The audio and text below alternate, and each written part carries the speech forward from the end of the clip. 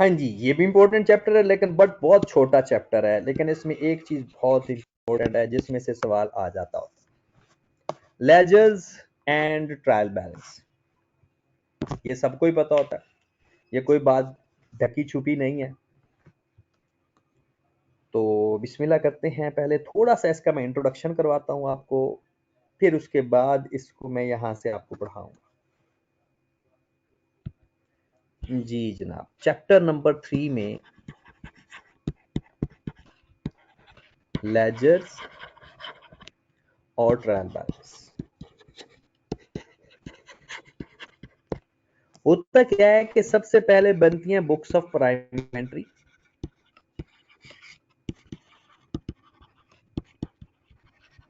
जिसे बाज औकात सिर्फ जर्नल्स भी बनाया जाता है। ये दोनों तरीके ठीक होते हैं। यहां से ट्रांजैक्शन हमने रिकॉर्ड करनी होती है लेजर्स के अंदर जाकर। जब आप लोग लेजर्स के अंदर जाते हो ना, जर्नल से लेजर में जब ट्रांसफर करते हो उसे हम कहते हैं पोस्टिंग। उस तरीके को क्या कहते हैं? पोस्टिंग। और पोस्टिंग रूल्स होते हैं, जैसे कि पोस्टिंग रूल्स बेसिकली 4 तरह के लेजर्स में पोस्ट होता है। एक को हम बोलते हैं account receivable control account, account receivable ledger. इसमें क्या होता है कि जितने भी अकाउंट क्रेडिट सेल्स होती हैं या फिर जिस डेटर ने पैसे देने हैं, यानी जब भी आपकी जर्नल एंट्री के अंदर अकाउंट रिसीवेबल का नाम आएगा ना, तो जाहिर सी बात है वो किस लेजर में जाएगा? अकाउंट रिसीवेबल के लेजर। एक होता है अकाउंट पेएबल लेजर,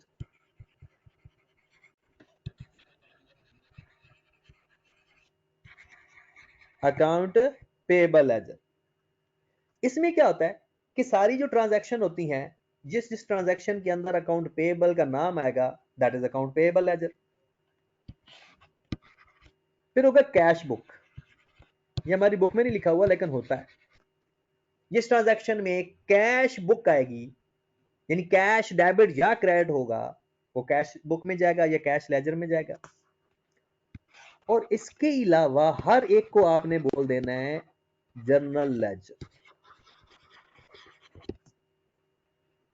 मतलब वो एंट्री जिसके अंदर किसी रिसीवेबल का नाम हो, रिसीवेबल लेजर, पेएबल का नाम हो, पेएबल लेजर, कैश या बैंक का नाम हो तो कैश बुक, कोई और नाम हो तो जर्नल लेजर।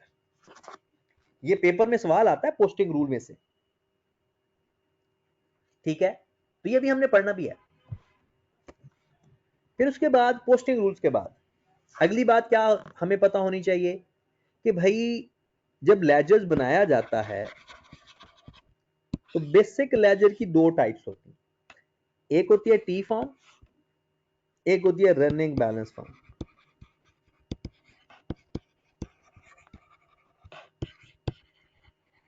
टी फॉर्म और running balance form. T form में होता क्या है कि जब आप लोग सपोज दैट कोई भी लेजर बनाते हो तो यहां पर ब्रॉड ऑन लिखते हो, सपोज दैट 100, फिर यहां 20 आ जाता है, यहां पर 70 आ जाता है, फिर बड़ी साइड का टोटल आप पहले करते हो और जो छोटी साइड होती है उसमें आप कैरी डाउन लिखते हो। अब जरा देखिएगा, वो कहता है कि जब कोई भी कैरी डाउन अगले साल आपने ट्रांसफर करना है ना, अगले साल, तो डायगोनल फॉर्म में करना होता है, यानी जिस साइड पर होता है उसका ब्रॉड ऑन दूसरी साइड पर ट्रांसफर होता है डायगोनल फॉर्म में। अगर यहां कैरी डाउन पड़ा होता तो उसका ब्रॉड ऑन यहां पे आता, अगर इधर कैरी डाउन होता तो, अगर इधर होता तो। टी फॉर्म का ये तरीकाकार होता है। क्या करते हैं, हर वो चीज जो डेबिट हो रही है डेबिट साइड पर लिख देंगे, क्रेडिट वाला नाम आ जाएगा, बड़ी साइड का टोटल पहले करेंगे और फिर जो लोअर साइड होती है और उस साइड पर हम कैरी डाउन लिखते हैं और उसको नेक्स्ट लेजर में ट्रांसफर करते वक्त डायगोनल फॉर्म का ख्याल रखते हैं। जो रनिंग बैलेंस फॉर्म होता है ना, ये थोड़ा कॉस्टली होता है और ये साथ साथ बैलेंस होता है। ये क्या होता है? ये होता है पीरियोडिकली बैलेंस, पीरियोडिकली। मतलब एक टाइम के बाद। और ये क्या होता है? After each transaction. जैसे हमने बैंक स्टेटमेंट का एक तरीकाकार पढ़ा था, हर ट्रांजैक्शन के बाद बैलेंस होता है। इसका क्या तरीकाकार क्या होता है? यहाँ पर डेट लिखी जाती है, यहाँ पर पर्टिकुलर लिखा जाता है, यहाँ पर डेबिट, यहाँ पर क्रेडिट और यहाँ पर बैलेंस। हर ट्रांजैक्शन के बाद सपोज दैट यहाँ पर 1000 पहले लिखा हुआ है, और अगर मजीद आपने 100 डेबिट किया है तो ये 1100 हो जाएगा, फिर 50 क्रेडिट किया है तो ये 1050 हो जाएगा। मतलब क्या है कि अगर बैलेंस डेबिट है तो उसमें डेबिट ट्रांजैक्शन हर दफा जाएगी और क्रेडिट ट्रांजैक्शन माइनस होती जाएगी। और अगर बैलेंस क्रेडिट है तो क्रेडिट वाली बैलेंस हर ट्रांजैक्शन प्लस और डेबिट वाली हर ट्रांजैक्शन माइनस। ओके होगी बात? चले जी, अब हम थोड़ा इसकी रीडिंग करते हैं जो बहुत इंपॉर्टेंट है। हाँ जी, आजे जरा इसके पहले इंट्रोडक्शन की रीडिंग करते हैं। कहते हैं the transaction recorded in the books of prime entry are posted in the ledger accounts which may be T account या statement form with running balance calculated after each transaction। बात समझ लगी? फिर individual customer account are usually maintained in receivable ledger।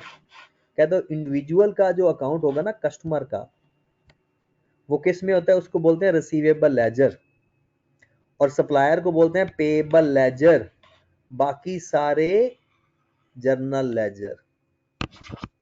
बात समझ लगी? Customer का receivable laser, supplier का पेएबल लेजर और बाकी सारे journal ledger. Every ledger account must be separately identifiable. कहता हर लेजर एक सेपरेट आइडेंटिटी है।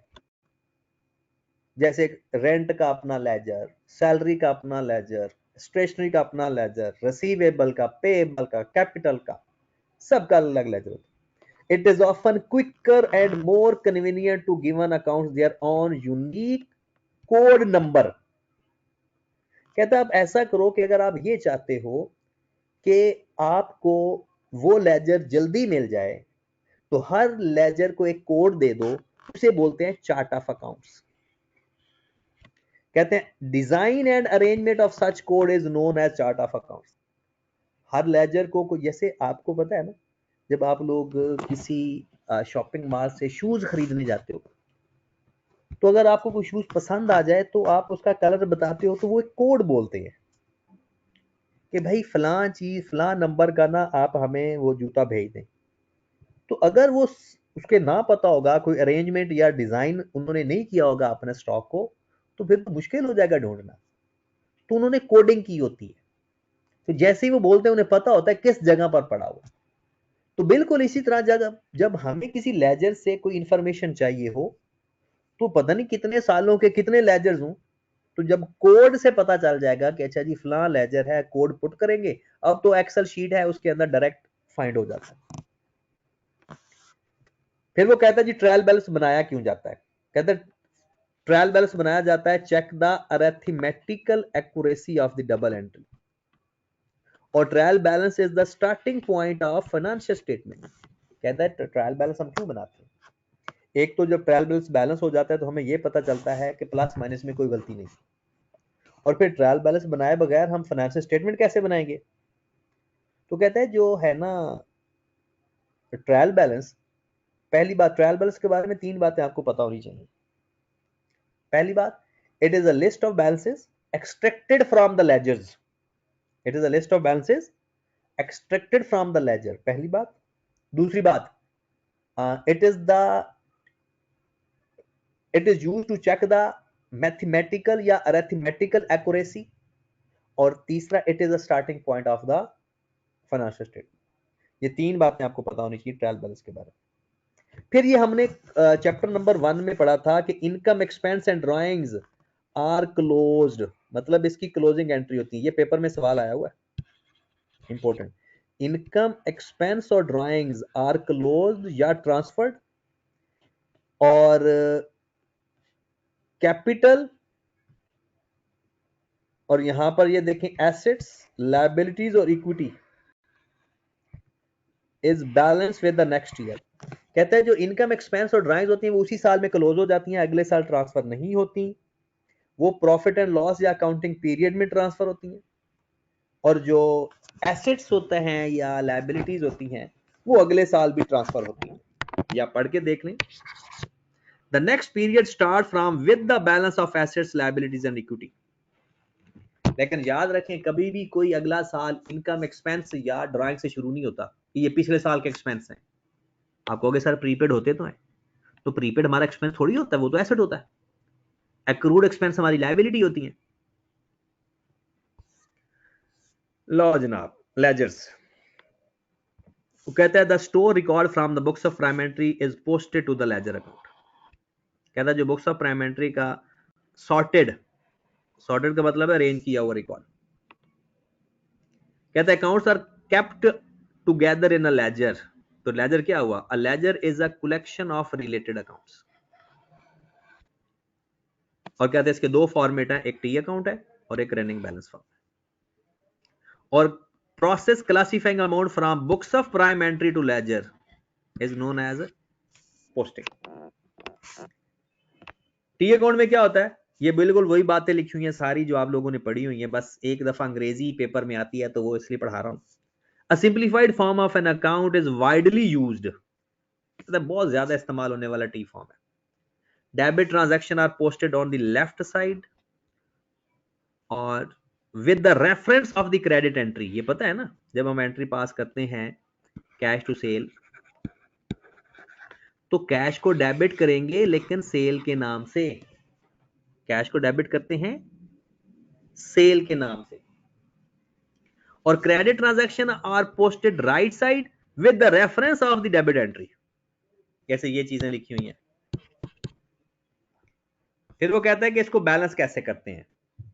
कहते हैं once the transaction are recorded, जब ट्रांजैक्शन रिकॉर्ड हो जाएं तो सबसे पहले क्या करते हैं, total both side of the T account और find the total ledgers, put the ledger larger total in the total box.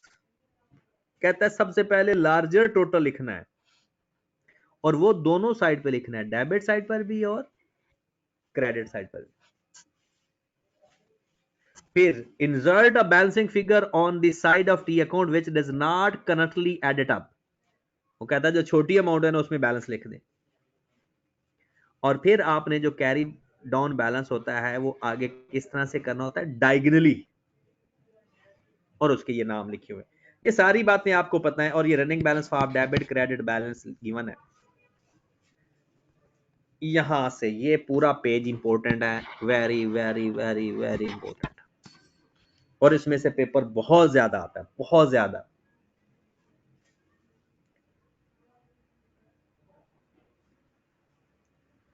बहुत ज्यादा इसमें से पेपर आना है, तो इसको जरा ध्यान से देखिएगा। सबसे पहले टाइप्स ऑफ लेजर उसने बताया है, रिसीवेबल लेजर, पेएबल लेजर और जर्नल या मेन लेजर। जर्नल या मेन लेजर को नॉमिनल लेजर भी कहते हैं।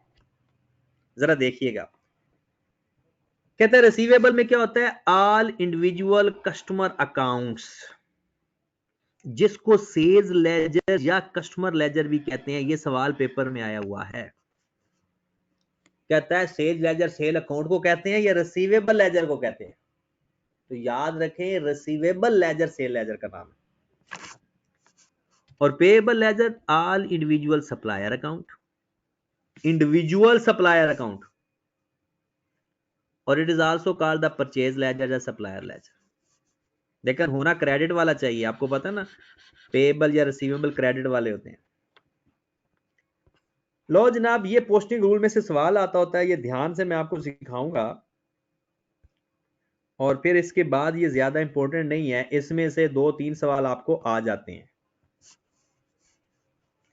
सबसे पहले सेल डे बुक कहता है अमाउंट कौन सी आएगी, किस लेजर में पोस्ट होगा और किस अकाउंट में पोस्टिंग होगी। लेजर कुछ और नाम होगा, अकाउंट का मतलब कोई और है। यहां तो मैं आपसे ये कहूंगा कि सबसे पहले हम इसकी एंट्री पास किया करेंगे। सेल्स डे बुक का मतलब होता है credit sales.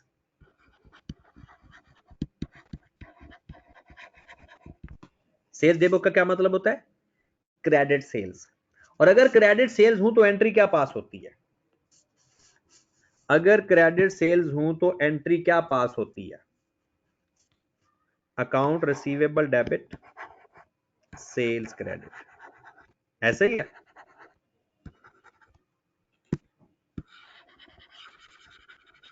Account receivable to sales. अब पेपर में वो हमसे पूछेगा कि भाई साहब मुझे ये आपने बताना है कि कौन सी अमाउंट लिखनी है और किस लेजर में लिखनी है। आप ना यहां से शुरू करें, यहां से जी। सबसे पहले देखें, जब अकाउंट रिसीवेबल होगा तो क्या होगा? Debit side of the individual customer account. Credit sales को, और ये अकाउंट रिसीवेबल डेबिट हो रहा है ना, तो अगर हम लेजर बनाने जाएंगे तो अकाउंट रिसीवेबल की डेबिट साइड पे और अकाउंट पेबल की क्रेडिट साइड पे, सॉरी सेल की क्रेडिट साइड पे। तो debit side of the customer account और credit side of the sale account. बात समझ लगी? अब आगे देखें जरा। पोस्टेड इन, जब भी आपका अकाउंट रिसीवेबल आए तो वो तो जाएगा रिसीवेबल लेजर में, इसमें जाएगा रिसीवेबल लेजर में। इसके अलावा जो भी नाम आएगा वो जाएगा जर्नल लेजर। ये देखिएगा, दोबारा वापस आए, कहता है कि जो जर्नल लेजर होता है ना, it contain all other accounts, assets, liabilities, income, expense, capital, drawings. कहता है रिसीवेबल और पेएबल से को निकाल दो, रिसीवेबल और पेएबल को निकाल दो तो बाकी सारे के सारे जर्नल लेजर। तो सिंपल सी बात होगी, ये तो काम ही बड़ा आसान हो गया। देखें, रिसीवेबल चला गया रिसीवेबल लेजर में, सेल्स चला गया जर्नल लेजर में। दोबारा सुनिए, जब भी रिसीवेबल की बात होगी ना तो लफ्ज आएगा ईच इनवॉइस, इंडिविजुअल का लफ्ज आएगा, क्योंकि ईच कस्टमर होता है। और जर्नल का जब भी लफ्ज आएगा वो टोटल में आता है। तो ये दोबारा देखिएगा, सेल्स डे बुक में मैं दोबारा आपको सिखाऊंगा, क्योंकि एक अगर आप सीख लोगे ना बाकी सारा काम आसान है। सेल्स डे बुक की बात करता है, सेल्स डे बुक, ये हमें पता है ये होती है क्रेडिट सेल्स। हम पहले से पास करते हैं इसकी entries, account receivable debit sales credit. तो पहली बात, कस्टमर की डेबिट साइड पर, कस्टमर लेजर्स की डेबिट साइड पर, सेल्स अकाउंट की क्रेडिट साइड पर। ये सेल्स लेजर नहीं आएगा, सेल्स लेजर आएगा तो गलत हो जाएगा, क्योंकि सेल लेजर तो कस्टमर लेजर को कहते हैं। नंबर 1। नंबर 2, इनवाइस कौन सी इस्तेमाल होगी? तो जो अकाउंट रिसीवेबल जहां पर आएगा तो ईच इनवाइस, टोटल इनवाइस नहीं, ईच इनवाइस। और जब इसके अलावा जिक्र आएगा तो टोटल का जिक्र आएगा, टोटल सेल्स। ओके होगी बात? 3 बातें पूछी जाती हैं इसमें से। अब किस किस लेजर में जाएगा? अकाउंट रिसीवेबल जाएगा रिसीवेबल लेजर,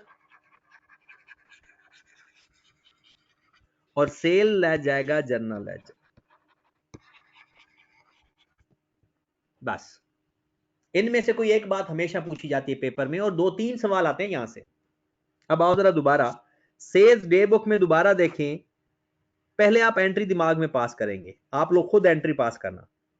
तो उसमें से देखें, receivable each invoice, total sales, account receivable जाएगा रिसीवेबल लेजर में, उसके अलावा जर्नल लेजर, क्योंकि लेजर ही 3 है ना, रिसीवेबल, पेएबल और जर्नल लेजर। अब आ जाए sale return day book. Sale return day book होती क्या, पहले तो ये बताएं, से रिटर्न डे बुक होती क्या? हाँ जी, credit sales return, entry pass करो, sales return debit account receivable credit, sales return debit, account receivable credit. Got it? अब देखें, सेल्स रिटर्न देखें, टोटल रिटर्न, और अकाउंट रिसीवेबल देखें जनाब ईच रिटर्न। ये आपको हर चीज क्लियर नजर आएगी। ओके, फिर आगे देखें, सेल्स रिटर्न गया जनरल लेजर में और अकाउंट रिसीवेबल चला गया रिसीवेबल लेजर में। ओके, फिर आगे मजीद देखें, debit side of the sale return और credit side of the customer account, individual customer account. ये चीज अमाउंट पोस्टेड इन और अकाउंट, ये आपने ये देखना है कि किस में जाएगा। फिर आए जरा परचेज डे बुक में, तो पहले तो एंट्री पास करें ना परचेज डे बुक की, पहले एंट्री पास करते हैं। परचेज डे बुक की एंट्री पास होती है परचेज डेबिट,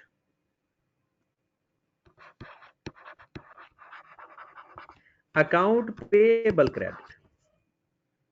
अब जरा देखिएगा, यहां पर देखें परचेज चला गया टोटल परचेजेस और ईच इनवाइस। डन।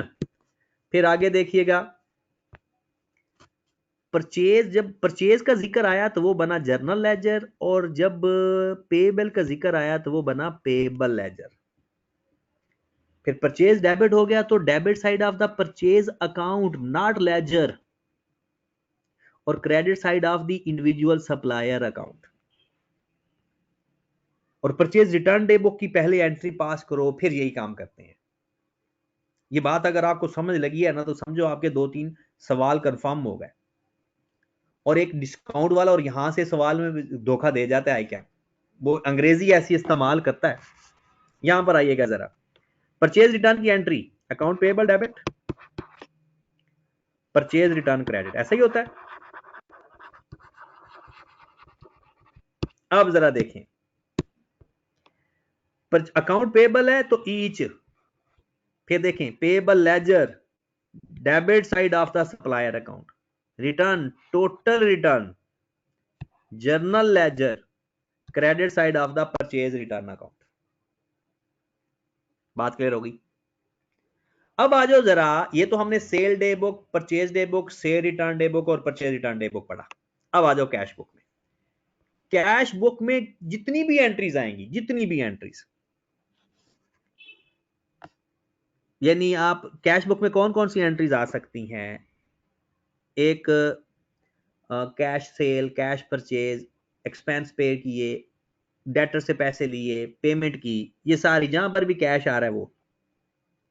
सबसे पहले वो कहता है कैश बुक में पेमेंट टू सप्लायर, ये अलग अलग बताया गया है, ये अलग अलग है ना, ये एक है, 1 2 3 4 5 6 7 और 8, ये अलग अलग है। वहां पर ये ना एक ट्रांजैक्शन की दो दो थी, लेकिन ये अब अलग अलग है। सबसे पहले वो कहता है कि ईच पेमेंट टू सप्लायर, कहता है जब सप्लायर को पे करेंगे तो एंट्री क्या पास करेंगे। पहली चीज हम वन बाय वन करते हैं, जब सप्लायर को पे करेंगे तो सप्लायर को जब पे करेंगे एंट्री क्या पास होगी, सप्लायर को पे करने की, account payable debit, cash credit, account payable debit, cash credit. अब मुझे बताएं, सबसे पहले ईच इनवाइस होगा ना, ईच पेमेंट टू सप्लायर क्या होगा, ईच पेमेंट टू, ईच का वर्ड आएगा, ईच पेमेंट टू सप्लायर। फिर अगली बात जाएगा किधर, पेबल लेजर में।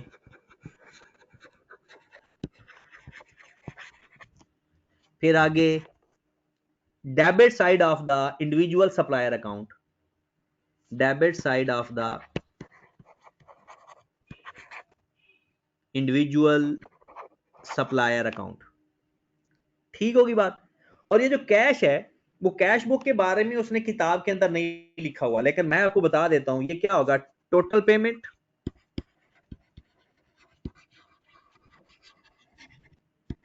जर्नल कैश जर्नल लेजर में चला जाता है, या कैश बुक से उसने बताया नहीं है। वैसे कैश बजाते खुद भी कैश जर्नल होता है, तो आप इसको जर्नल लेजर लिख दें या कैश बुक लिख दें, कोई मसला नहीं है। और फिर जाएगा क्या, credit side of cash book. तो किताब के अंदर उसने सिर्फ ये चीज डिस्कस की हुई है बस। अगर आप ये देखें ना, तो ये उसने किया है कि पेबल लेजर और फिर डेबिट साइड ऑफ दिस। ये जो दूसरा है ना, ये और चीज है। कहते अदर पेमेंट।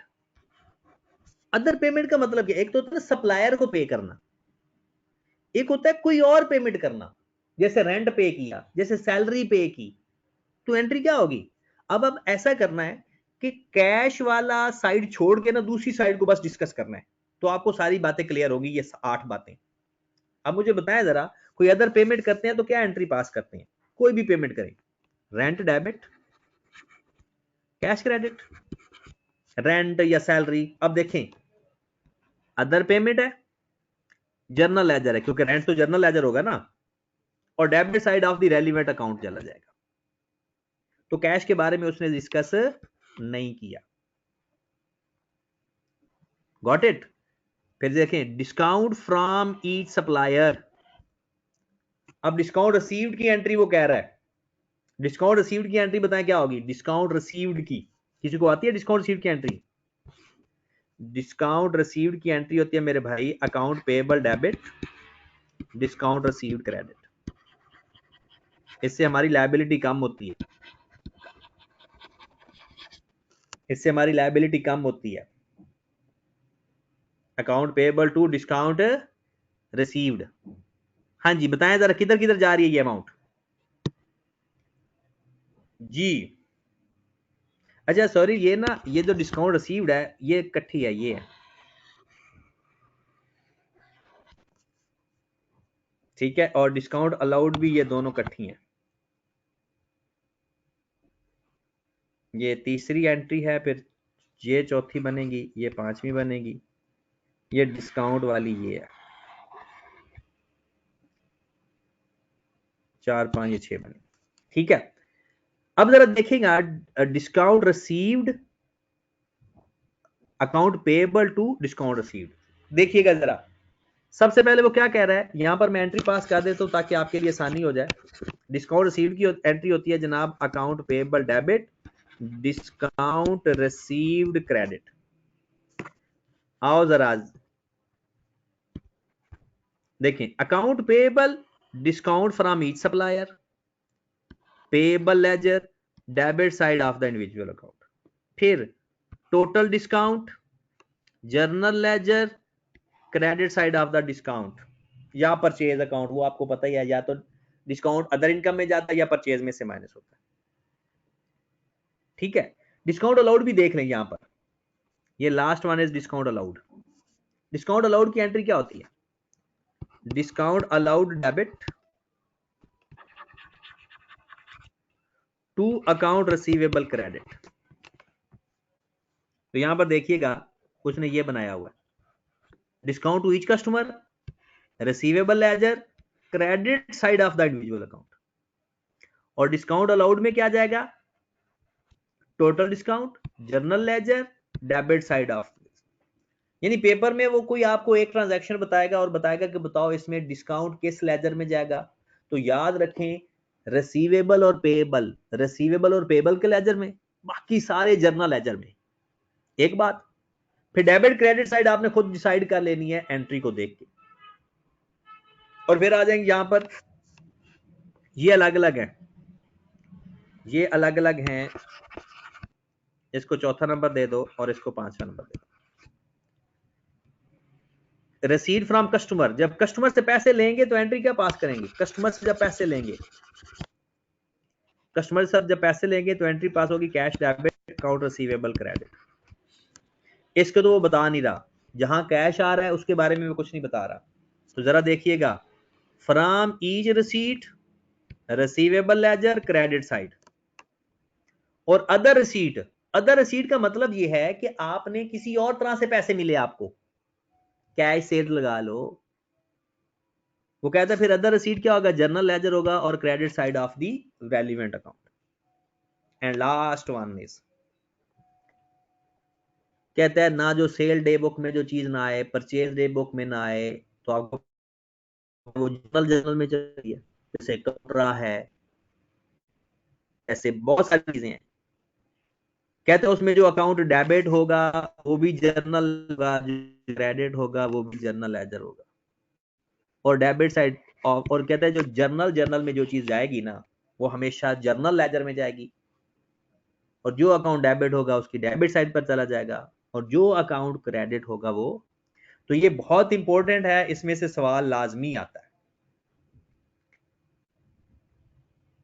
कहता है इसमें ये देखना है कि कंट्रोल अकाउंट नॉट मेंटेन्ड, मतलब कंट्रोल अकाउंट नॉट मेंटेन्ड का मतलब है कि डेटर का इकट्ठा अकाउंट नहीं बनाना, उस मेथड के तहत ये एंट्रीज पास की हुई है। इकट्ठा बनाएंगे तो कुछ और रूल्स बन जाएंगे। लो मेरे भाई, इसके बाद आप आ जाओ चार्ट ऑफ अकाउंट्स के ऊपर। जो हमने कहा है ना कि वो एक स्पेसिफिक कोडिंग दी जाती है, ये सारे लेजर्स की प्रैक्टिस की हुई है। ये जनरल लेजर, ट्रायल बैलेंस बनाए हुए हैं। चार्ट ऑफ अकाउंट्स पे आ जाओ। यहां से भी पेपर में सवाल आ जाता है और अंग्रेजी को ही वो घुमा फिरा कर देता है, ठीक है। और मैं थोड़ा सा इसके बारे में आपको ओवरव्यू दे देता हूं, फिर हम चलते हैं इसके नेक्स्ट। होता यह है मेरे भाई कि चार्ट ऑफ अकाउंट्स का मतलब ये है, चार्ट ऑफ अकाउंट्स। कोई सो तो नहीं गए हो, जाग रहे हो ना? Yes sir. यार गुड। Yes sir. 10 मिनट का लेक्चर रह गया, 10 से 12 मिनट का, तो ये खत्म हो जाएगा इंशाल्लाह। और ये चैप्टर भी हमारा, अच्छी बात है कि आज ही कंप्लीट हो गया, और इसके साथ ही हमारा मामला भी कंप्लीट हो गया। तो अब तो बस कल मैं आपको चैप्टर नंबर 9 की इंग्लिश रीड करके दूंगा, चैप्टर नंबर 9 की। चलिए जनाब, चार्ट ऑफ अकाउंट्स के अंदर होता क्या है, आपको पता है कि ये एक यूनिक कोड होता है। जैसे कि लोग क्या करते हैं कि भाई हम नॉन करंट एसेट जब खरीदेंगे ना, उनको हम कोड दे देंगे 00 से लेकर 99 तक, 00 से लेकर 99 तक। अब वो फर्नीचर खरीदेगा तो इसी रेंज में कोई कोड दे देगा, मशीन खरीदेगा, बिल्डिंग खरीदेगा, लैंड खरीदेगा। तो कल को अगर कोई लेजर की बात होगी ना कि भाई लेजर का कोड है 50, तो आपको फौरन पता चल जाएगा कि जो 50 कोड है वो नॉन करंट एसेट का ही हो सकता है, क्योंकि उसकी आपने रेंज डिफाइन कर दी। फिर आप ऐसा कर सकते, ये जरूरी नहीं होता, ये हर बिजनेस का अलग से फॉर्मेटेड होता है, हर बिजनेस अलग से अपनी कोडिंग कर सकता है। हाँ, कुछ मुल्कों के अंदर एक लोकल लेवल पर शायद वो कोडिंग कह दे कि भाई नॉन करंट एसेट को हमेशा ये कोडिंग दिया करो, करंट एसेट को ये कोडिंग दिया करो। अदरवाइज हर बिजनेस कस्टमाइज्ड कोडिंग कर सकता है। लेकिन कोडिंग चेंज करने के लिए ना हर बंदा नहीं मुंह उठाकर चेंज कर सकता, प्रॉपर अथोराइज्ड बंदा चेंज कर सकता है। ये नहीं कि जो मर्जी आए अपनी मर्जी की कोडिंग दे दे, विदाउट अथॉरिटी कोडिंग चेंज हो नहीं सकती। फिर करंट एसेट की कोडिंग सपोज 100 से लेकर आपने 199 दे दी, एक्सपेंस की कोडिंग दे दी, एसेट लायबिलिटी की कोडिंग दे दी, कैपिटल की कोडिंग दे दी। मतलब ये कोई हार्ड एंड फास्ट रूल नहीं होता।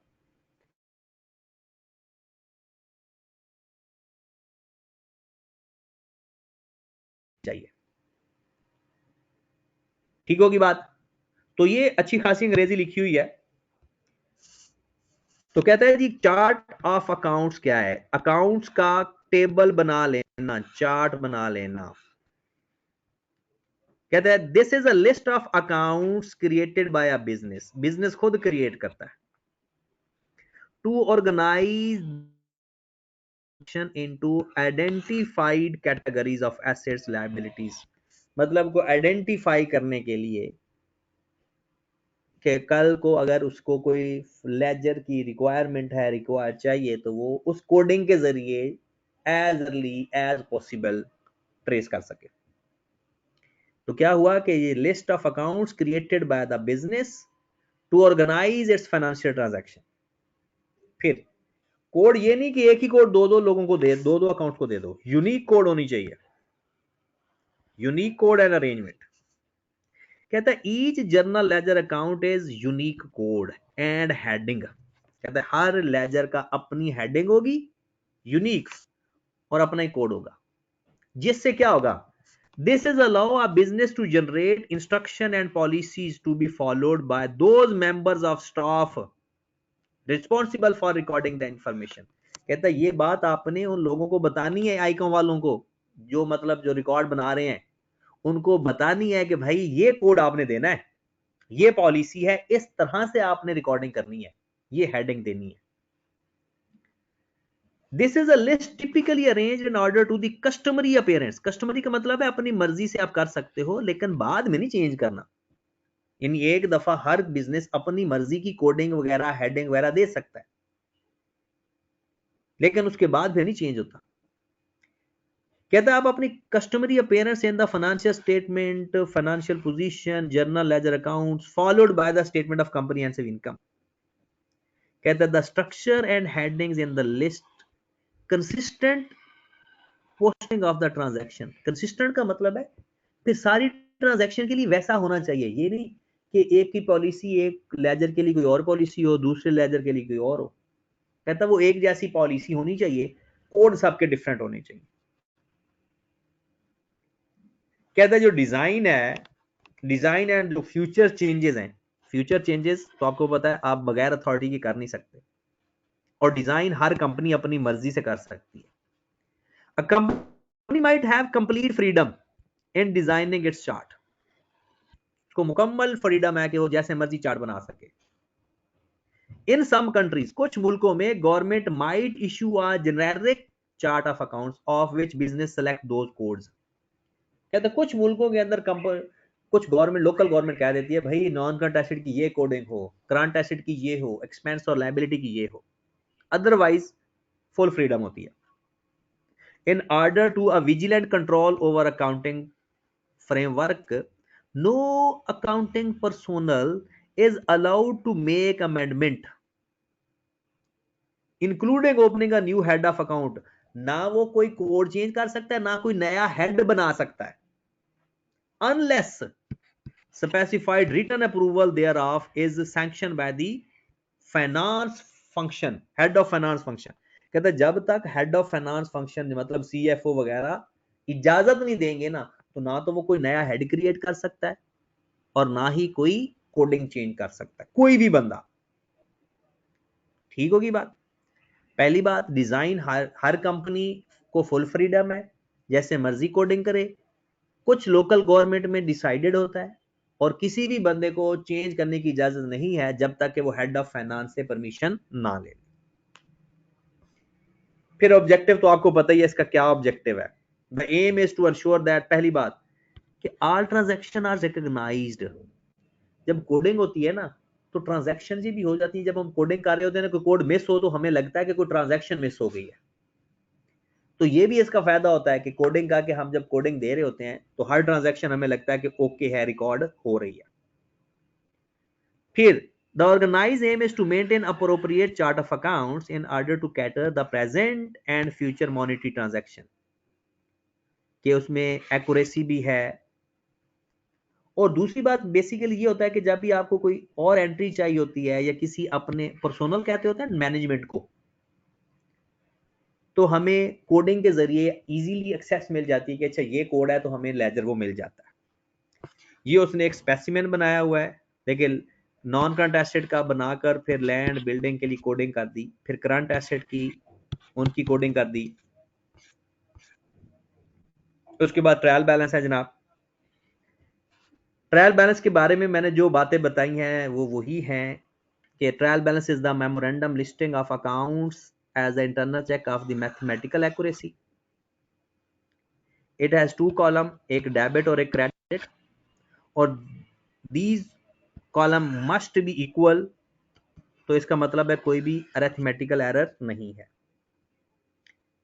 फिर वो कहता है कि list of balances are made from receivable ledger, payable ledger, यानी जो लेजर आप बनाते हो ना वहां से ये बनता है, list extracted from the ledgers.